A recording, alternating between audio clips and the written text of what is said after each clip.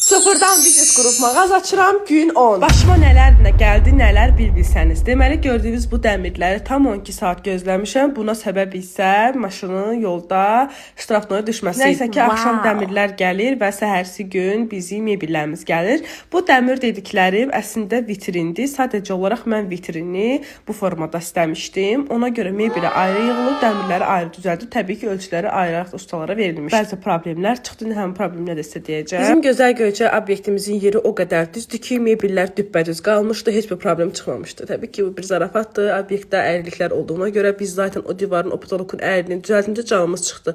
Nəsə ki, ona görə də mebellərdə də qapaqları falan düzgün durulmaq problemləri var idi ki, bir təhər sağ olsunlar düzəltdilər. Amma başqa bir problem də var idi. Həmin problem nədir? İndi mən sizə göstərəcəm. Deməli, aksesuar üçün olan vitrinimdə qapaqların rəngi mebelin rəngindən fərqli gəlmişdi. İndi sizə göstərəcəm. O da ürəyimcə deyildi. Təbii ki, mən bunu belə saxlaya bilməzdim.